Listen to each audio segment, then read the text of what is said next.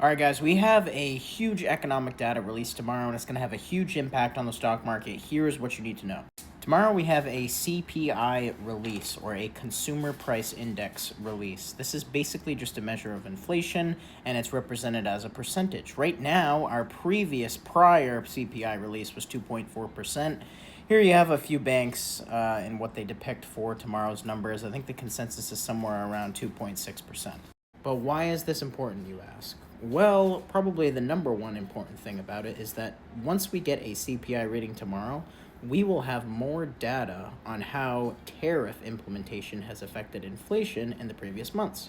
And to tie it all together, the reason that we're so concerned with the CPI reading tomorrow is because I don't know if you know who this guy is, but he is Jerome Powell. He is the chairman of the Federal Reserve.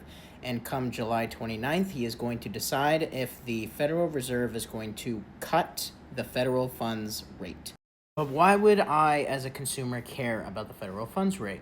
Well, the federal funds rate is essentially the interest rate in which banks charge each other for their reserve balances held at the Federal Reserve.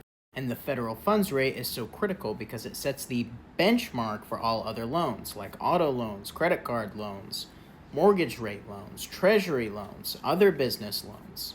So the federal funds rate is the lowest benchmark for interest rates when it comes to borrowing. So everything else, all these other loans, they are priced higher than the federal funds rate.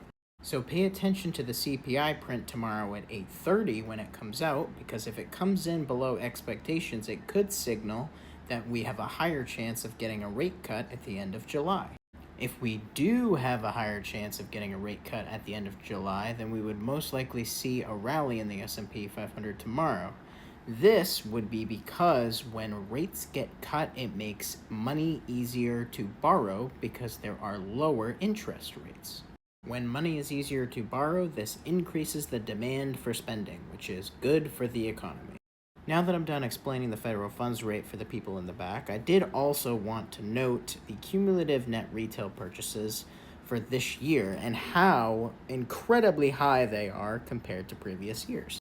Retail has rarely been this bullish on the S&P 500.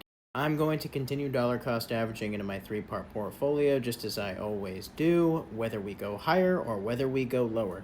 If you're interested in knowing what that three-part portfolio is, just comment down below and give me a follow.